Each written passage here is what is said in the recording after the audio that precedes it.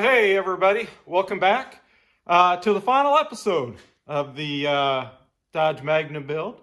Today, now that we've got the short block all buttoned up, we are going to go ahead and put on the timing cover, the water pump, the oil pan, bolt on the cylinder heads, the intake manifold, put in the lifters, and push rods and all that fun stuff. So with that said, let me wrap up this final episode number 4, and I'll show you what I do to button up my engine to finish it all up. So basically, I have never had to use any type of silicone or anything on the gasket. You should be able to just put the gasket on and bolt this thing up. So with that said, we will go ahead and try to do that. So let me go ahead and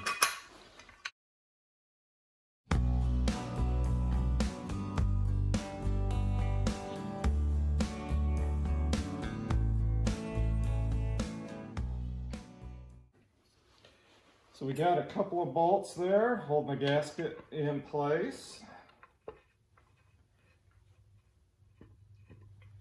And once I get this all put on, you can see these bolts.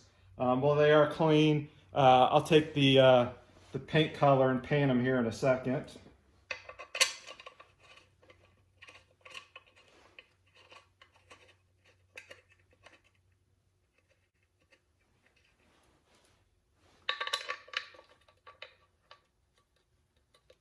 So now I've got kind of these 4 bolts started. If I remember right, you need thread sealant on this one too. This one does actually pass through, I believe, a coolant jacket as well. So let me grab that sealant real quick. And it is this one, and this one. I'm sorry.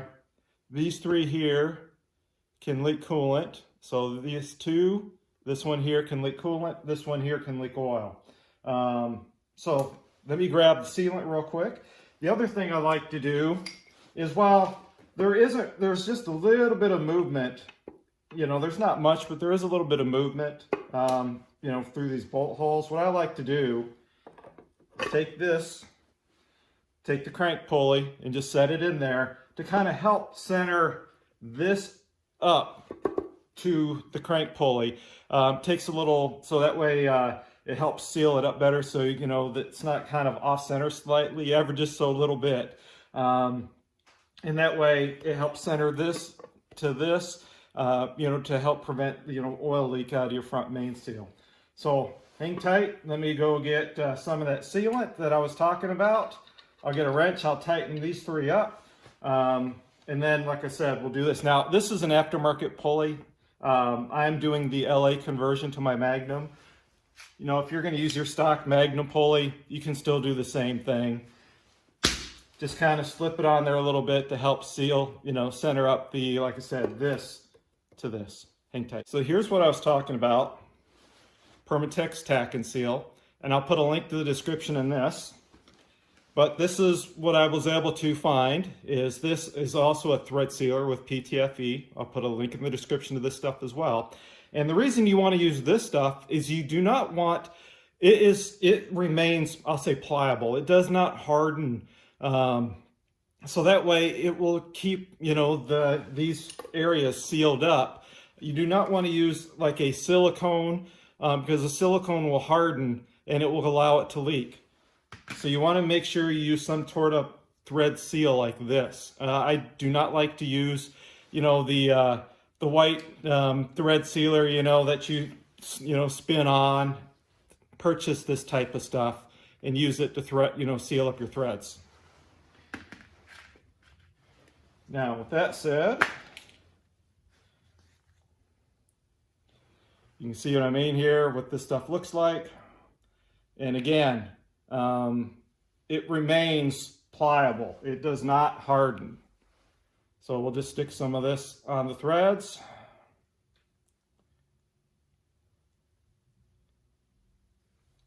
All right, and shove her in the hole.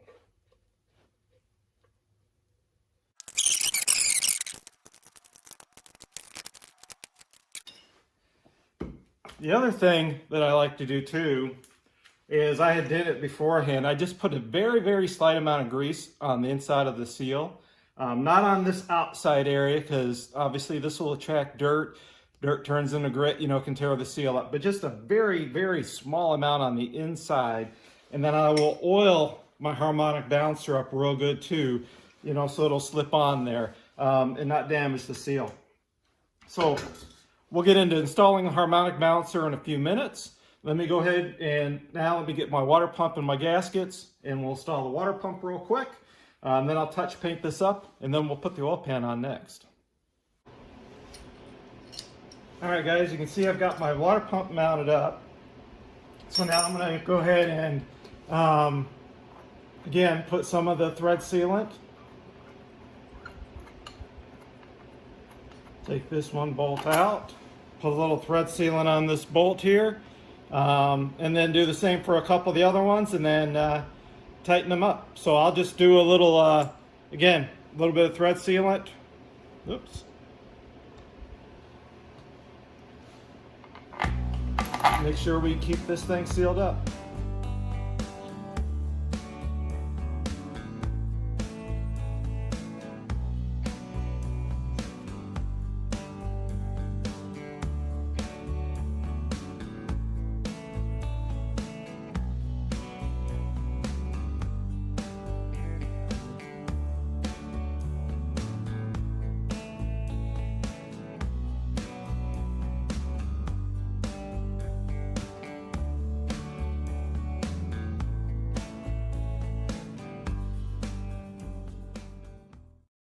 Okay, so one thing I like to do before putting the oil pan on is to make sure these surfaces are nice and flat. So after they've been bolted, you can see the bolt holes here. A lot of times when you put the, fastener in, you'll distort this lip. You'll actually take it and go from flat, and you'll actually raise it up like this in this area. So I don't know if you can see this one, for example, but it is raised up in this area. So what I like to do is take two hammers, put one underneath so it's nice and flush to the lip. Take the other hammer,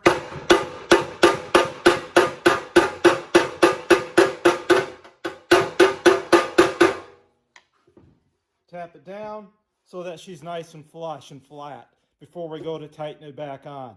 So I'm going to go ahead and do the rest of these, and then we'll go to the oil pan gasket next. I'm using a quart gasket. We're going, why is he using a quart gasket? Well, because I had one. And I took off the one-piece Magnum gasket. It was pretty well beat up. So I had this one just lying around. You can use the one-piece style, which I recommend you use, the Magnum versus this. But if you have one, it's easy to do. Now, you can see I studded my block here for my oil pan. I've got a video that I shot that shows you how you can make your own studs for your intake manifold.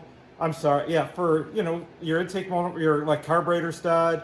You can use this for your engine block, your transmission, for your oil pan there, for your cylinder heads, for your valve covers. So anyway, so you can see this fits on here real nice. I'm going to use a little what they call Permatix, Ginchy gasket type stuff.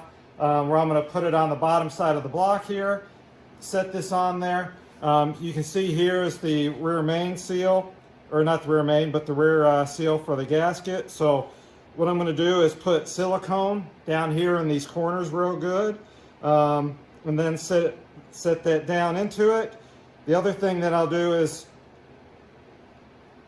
once I get that set in place like that, right, gas sealer underneath there with the silicone, I'll put silicone on top here, and then I'll set this gasket on top of that silicone on both ears here.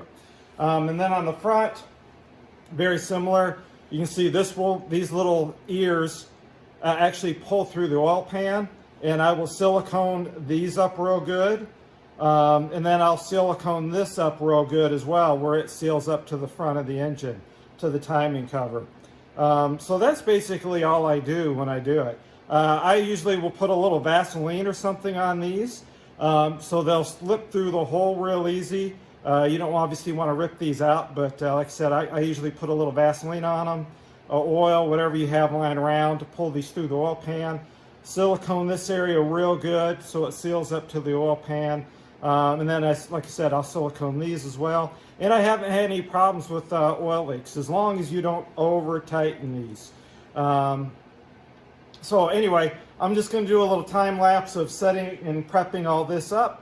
And then, you know, I'll set it on and show you what I did before I put the oil pan actually on.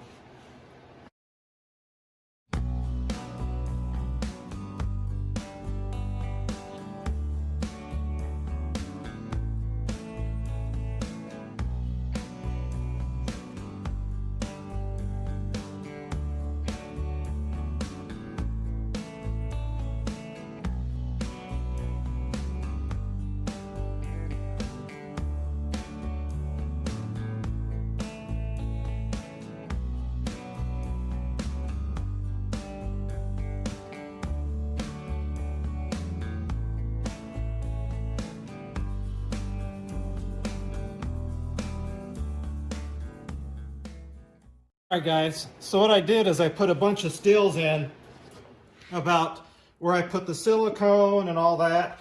Unfortunately, I forgot to show you how I did the front of the oil pan here, but basically, you know, I did put some Vaseline, you know, on these little nubs. Basically, a pair of pliers pulled them right through.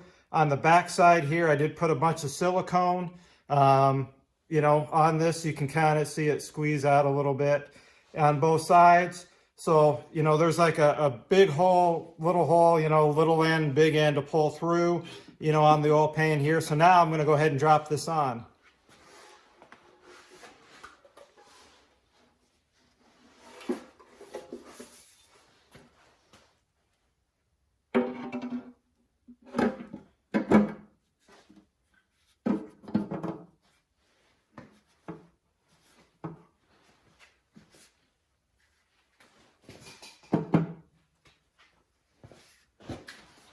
All right.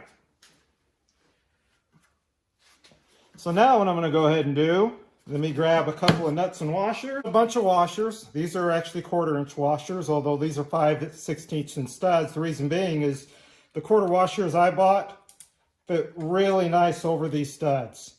So now I'm going to go ahead and put washers on all the middle studs. I don't need to, because obviously here on these ends, they've got a thicker piece of metal also attached to kind of act as a washer, if you will. So I'm going to go ahead and just add these washers to the center.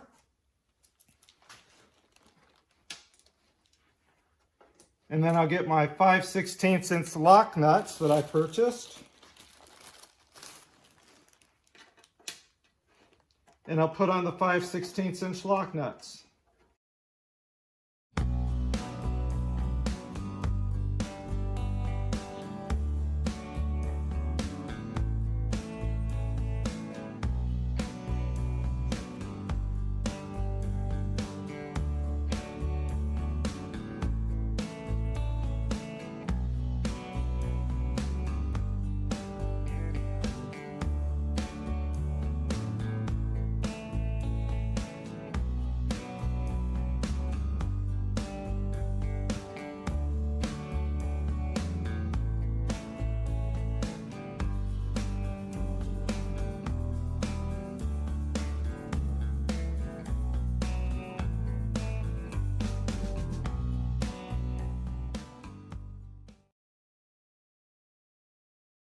All right, everyone. So I went ahead and rented this from AutoZone.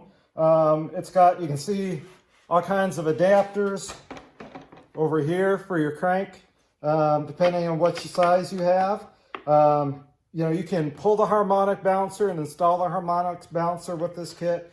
It cost me $69 to rent it. Basically, when I'm done with it, I return it and I get my $69 back. Pretty nice little deal. So anyway, what I need to do is use this. I believe this is the 3/4 inch adapter. So I set my harmonic bouncer in place. This is the 3/4 inch adapter. I'm going to thread this 3/4 inch adapter all the way into this piece. Spin this piece out. And then it's going to go in like so.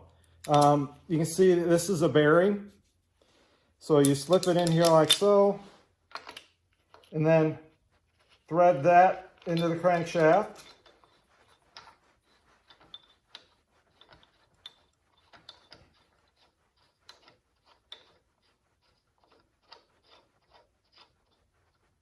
All right.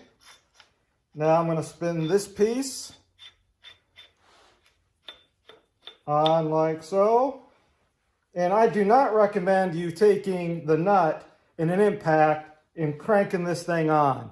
I recommend that you definitely take the time to either purchase a harmonic balancer installer or rent one. It's definitely worth the time and money. Adjustable wrench here. And then we'll just slowly thread her on.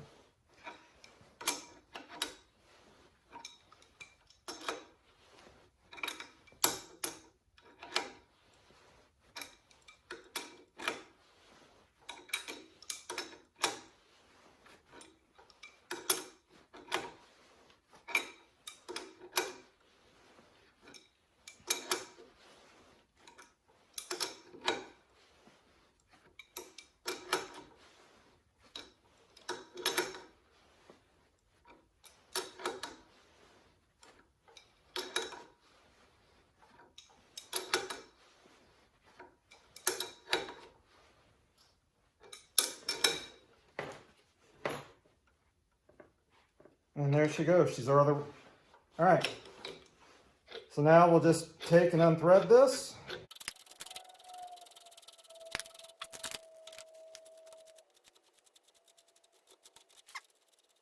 There we go. Now we got our harmonic balancer installed, and now we can torque on the nut. And I think the nut is like 150 foot-pounds. So that's what we'll do next, and then we can put I can put my lower pulley on. So guys, I made this a few years ago for 9-inch rear ends, actually, to be able to bolt on to a 9-inch rear end, and obviously kind of so I could hold the yoke in place while I torqued the nut on the yoke if I had to replace a pinion seal or something. So what I did here is, I modified this a while ago, but I just basically added another hole here, and so I can leverage on it and hold this while I'm torquing this thing to 135 foot-pounds is what the torque spec is. So I would not recommend just putting 2 bolts in here and using a power bar to hold it. You will break the bolts off in your harmonic balancer. Ask me how I know. Did that several years ago, and it was kind of a pain in the butt to get them out.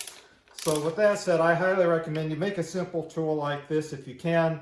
It's just some 1/8-inch plate, an old piece of scrap rod, and I just welded it on here so I can hold this in place while I torque it.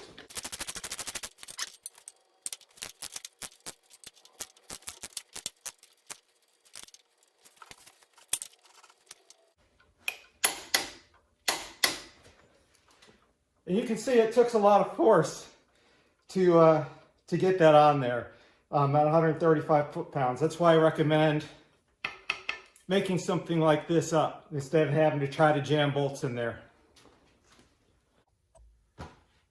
All right, guys. So the next step is put our lifters in. And you definitely have to put the lifters in before you put the cylinder heads on, because you cannot get the lifters in after you put the cylinder heads on. You'll be pulling your cylinder heads back off. So with that said, now I always soak my lifters in oil to make sure that they're, fully soaked in. And if you forgot which way they go in, and I mean not necessarily the order, but which way it goes, if you notice this little funny shaped area right there, right? That goes face up. So just slip your lifter in with that face up, and away we go. So we'll just slip all of them in with that little notch facing upward.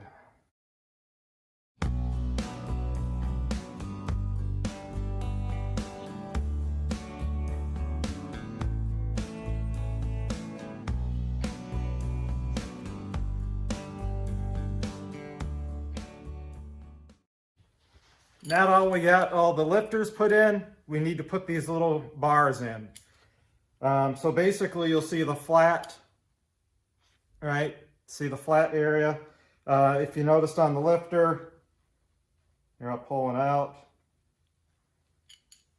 See the flat area, flat to flat, just slips right over. That's why you want to make sure that is up, you know, so that way you know your roller's hitting the cam, because you need to put these little tie bars across it like so. So that goes over each pair of lifters. What tie bars do is keep the lifter from rolling in the bore, you know, and obviously causing catastrophic damage. So the next thing we'll do now is we need to put this little spider web deal in here. You know, obviously I cleaned it up real good, and it takes 3 bolts to fasten it in place. And this holds those little crossbars, and you know, from coming up, and keeps them in, like I said, just keeps them in place.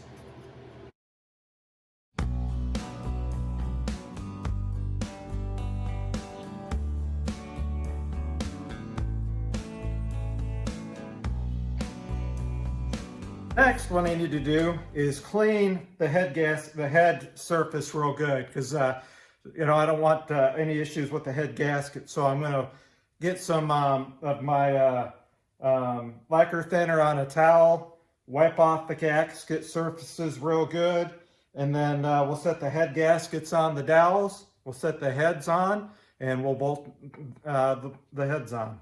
Guys, so these are the head gaskets that I'm using. These are a Mr. Gasket, 1121G is the part number, and they are a .028 thin head gasket. So the thinner head gasket means higher compression. Thicker head gasket means lower compression. So you can get a .045 thick head gasket if you want to lower your compression. If you want to raise it like I'm doing, I'm going with a .028. Again, that's an 1121G, and I'll put a link in the description as well. Key is to align these up with your dowel pins. There's a dowel pin on the front here and on the back, both sides. So we've got our head gaskets in place on both sides. I'm going to go ahead and get my cylinder heads. I'm running an Edelbrock aluminum cylinder head, and I'm running ARP head bolts. So I need to make sure that I've got a little bit of lube on the threads when I run them in. I'm going to torque the cylinder head bolts to 95 foot-pounds. Initially, I'm going to just use an impact socket in my air gun or my electric drill, just to run them down, just to run the bolts down, and then I'll get a torque wrench and I'll torque them all on. So let me go grab the first cylinder head. We'll set it in place. I'll put a couple bolts in. Go get the other one, set it in place, get a couple bolts in, and then I'll put all the bolts in and torque them all down, and I'll just do a time lapse of that. And the key is with the 95 foot-pounds, though, you want to do it in sequence of 3. In other words, I'm going to do 30 foot-pounds, I'm going to do 60 foot-pounds, and then I'm going to do 95 foot-pounds. And what I'm going to do is I'm going to start in the middle and work my way in a circular pattern outward. So I'm going to start here, go to here, come towards the front, do these 2, come over here towards the back, do the middle 2 back ones, and then go back to the front, do this one, then come all the way to the back, do this one and this one at 30 foot-pounds. And then I'm going to start again here in the middle, go down 1 at 60, work my way in a circular pattern again outward. So start in the middle, work your way circular outward. That's the way I've always done it, never had a problem. So I'll do 30, 60, and then 95, and those 3 steps on both sides for both cylinder heads. So let me go ahead and get the first head, set it in place, and we'll go from there.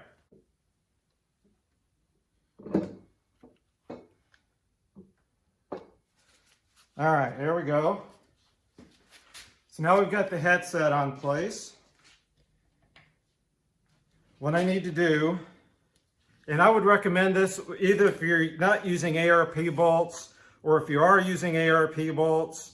If you're using regular head studs and cast iron heads, you should still clean your threads and just put a little bit of oil or a little bit of ARP assembly on there. The reason being is then it gives you a good proper torque spec. Now I'm running a washer, as you can see, and I want to put a little bit on the washer, you know, so it slides easy on it, you know, and I get the proper torque spec. So I'm going to put a couple of head bolts in place just to hold the head on. And then I'll do the rest. So I'll just kind of time lapse. But it is important to do some assembly lube, like the ARP stuff, or like I said, use just a little bit of oil on the threads. Not much, just a few drops, just to make sure that, you know, it threads in nice and easy.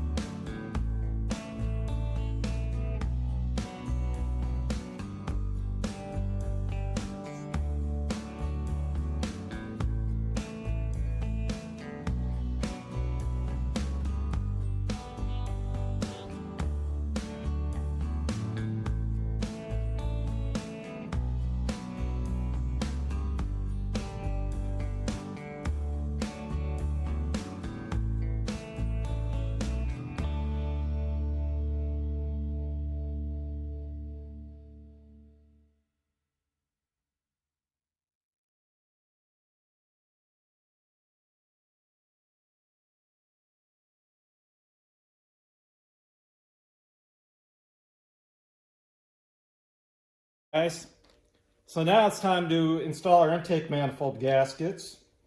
So I've wiped off my gasket surfaces, and obviously I've also cleaned off my intake manifold gasket surfaces really good.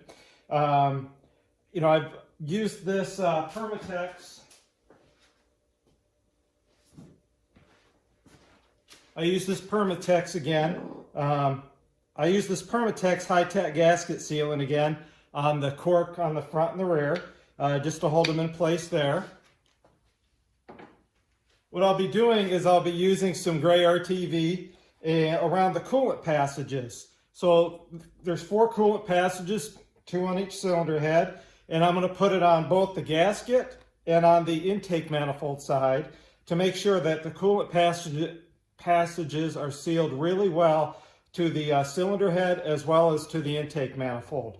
That's real important. Then I'm also going to put sealant right here on these corners as well, where they'll meet. These gaskets all meet, so I'm going to take the time and put sealant in all 4 of those corners as well. And then we'll set the intake manifold on. So with that said, let me go ahead and time lapse it.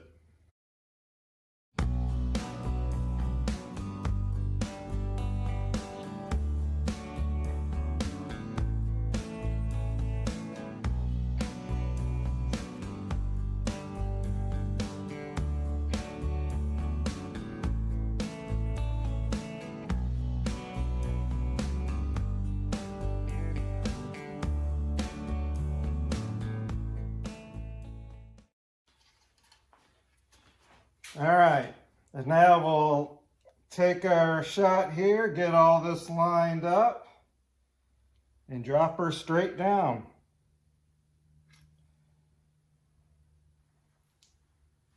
Cool.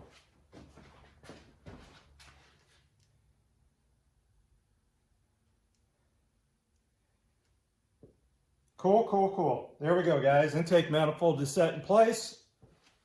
Now, we'll grab all the bolts.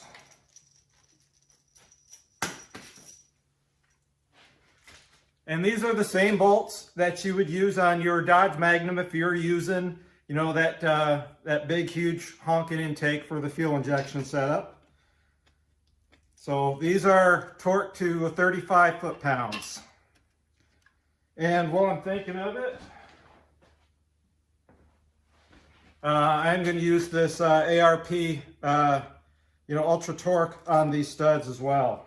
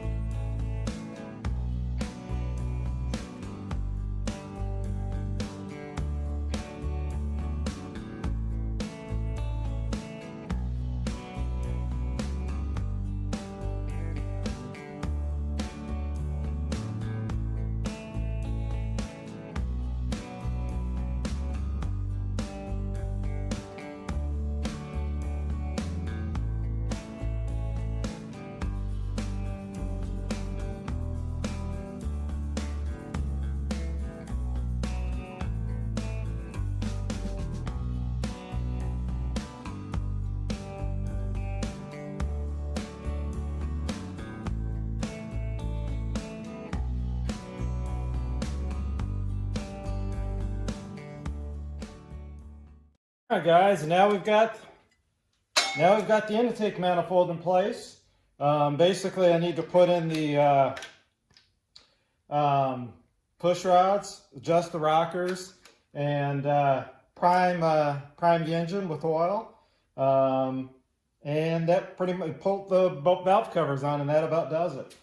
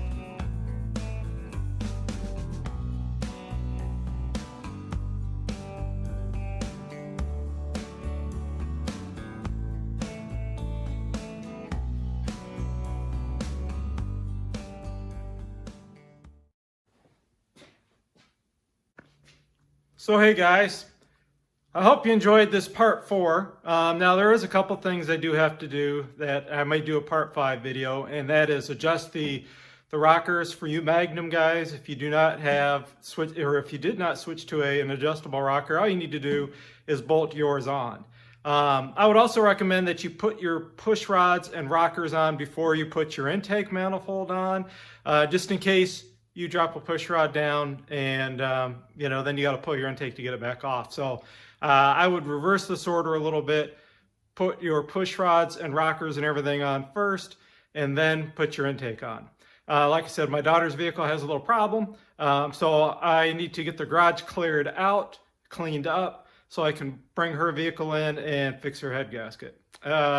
So with that said, like I said, the other thing I need to do is check oil pressure.